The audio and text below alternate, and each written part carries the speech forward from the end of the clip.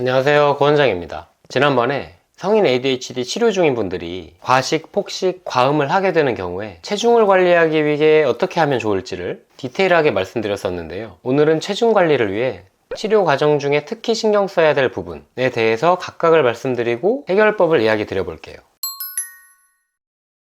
체중이 빠지지 않거나 늘어난다는 것은 많이 먹는 것도 있겠지만 활동량이 적은 것에도 그 이유가 있을 수 있죠. ADHD를 가진 많은 분들이 따로 운동을 하지 않거나 지나치게 적은 활동량을 가지고 계십니다. 본능대로 먹고 놀고 자고 하는 단조로운 일과를 보내다 보면 그렇게 되기 쉬운 거죠. 그중 특히 자주 미루게 되는 대표적인 활동이 바로 운동하는 것일 텐데요. 우선 동기를 분명히 가지게 하기 위해 다음과 같이 해보세요. 내가 미래 시점에 어떤 모습으로 주변에 어떤 사람들과 어떤 일을 하고 있을지, 어디에서 어떤 기분을 느끼면서 살아가고 있을지를 분명한 이미지로 그려보는 겁니다. 아마도 대부분은 건강한 신체를 전제로 하는 이미지가 만들어지겠죠. 예를 들어 나는 5년 후에 잘 관리되고 건강한 신체와 외모를 가지고 자기 발전을 위해 열심히 노력하는 지인들을 곁에 두고 누구나 선망하는 땡땡 회사에서 일하고 있을 거야. 수도권의 작지만 자가를 얻어서 만족스럽고 뿌듯한 기분으로 살아가고 있겠지. 이렇게 구체적인 이미지를 그려보는 거예요. 그 이미지를 달성하기 위해 준비해야 할 과정들을 역산했을 때 오늘의 일과에 포함되어야 할 내용 중에 운동이 있다면 포함시키는 거죠. 또 운동을 등록은 했는데 나가기가 힘들다고 하면 운동하러 가는 모든 과정들을 미리 떠올려 보는 대신에 운동을 가기 위한 딱 첫 단계만 실행해 보는 겁니다. 바로 실내복에서 운동복으로 갈아입기. 거기서 조금만 더 나아간다면 운동화를 신고 현관 밖에 서 있어 보는 거죠. 그러고도 운동에 가고 싶지 않다면 다시 돌아와도 좋습니다. 대개 운동을 마친 이후에는 개운하고 좋았다는 느낌을 가지시기 때문에 첫 단계만 넘어설 수 있다면 이후로는 순조롭습니다. 만약 따로 운동할 시간을 정말로 내기가 어렵다면 생활 속에서 활동량을 늘리는 방식의 좋은 습관을 정착시켜 보시는 것이 좋은 방법입니다. 저 같은 경우에는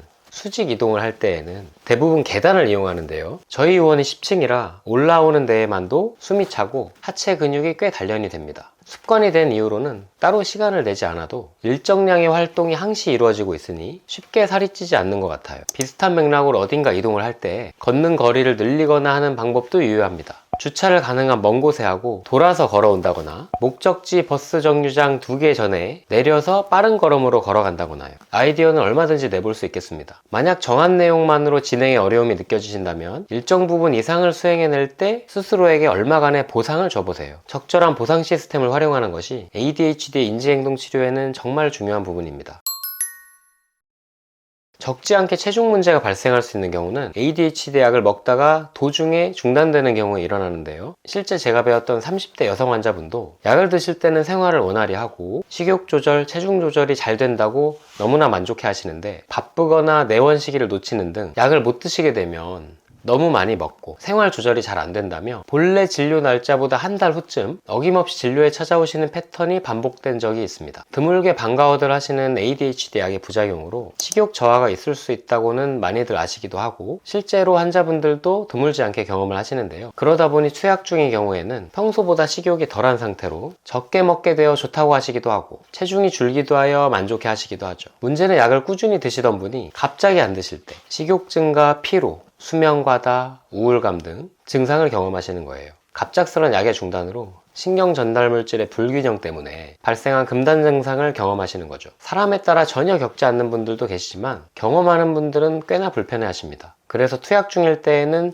체중이 서서히 줄어들거나 관리가 잘 되다가 투약을 갑자기 중단했을 경우에는 식욕 증가로 체중이 갑자기 불어나거나 하는 패턴이 몇 차례 반복되다 보면 전체적인 체중이 늘어나 있는 상황을 마주할 수 있는 거죠. 제일 좋은 방법은 치료 중일 때에는 투약 중단 없이 거의 매일 투약하는 것을 기본으로 유지하는 것입니다. 그것을 위해 담당 선생님과 최적의 처방 형태를 찾아볼 필요가 있고요. 혹시라도 약을 끊어야 할 때 못 끊는 것이 아니냐고 너무 걱정하실 필요는 없는 것이 약을 중단해도 괜찮을 개인적, 상황적인 여건이 된다면 약을 서서히 줄여서 감량하면 금단 증상 경험 없이도 중단하는 것이 가능합니다. 이는 치료자와 사전에 상의만 된다면 문제가 안 되는 부분이에요. 또 만약 갑자기 피치 못할 사정으로 갑자기 약을 중단하게 되었는데 치료를 다시 찾을 수가 없는 상황이라고 하여도 1, 2주 안에 자연적으로 금단 증상은 사라지게 됩니다. 꽤 불편할 수는 있어도 정상적으로 돌아오는 부분으로 보고 안심하셔도 돼요.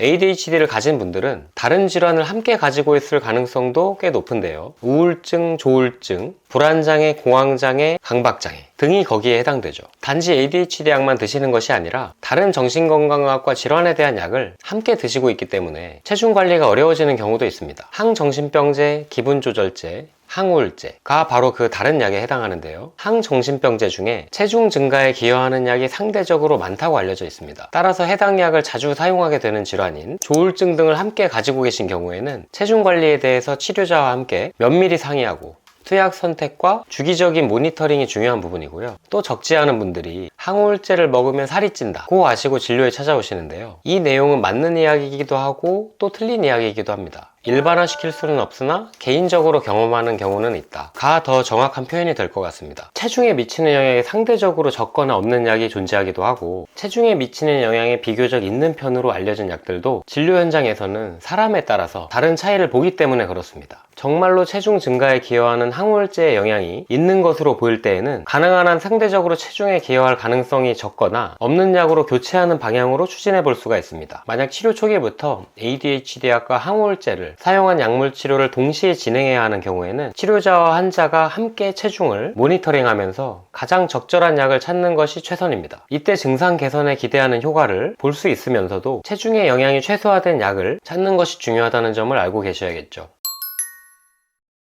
오늘은 이렇게 세 가지로 나누어서 성인 ADHD 약물 치료 중인 분들이 치료 과정 중에 체중 관리에 있어서 특히 주의해야 할 부분에 대해 말씀드려 보았는데요. 해당 내용을 미리 숙지하고 각자 생활에서 수정 보완하는 부분이 중요하겠지만 바쁜 일과에서 모두 다 챙기기 어려운 것이 사실이겠죠. 이런 내용들을 주된 관심사로 놓고 실제 진료 현장에서 그때그때 다시 리마인드 할 수 있도록 치료자와 함께 논의해가는 과정도 중요하다고 생각합니다.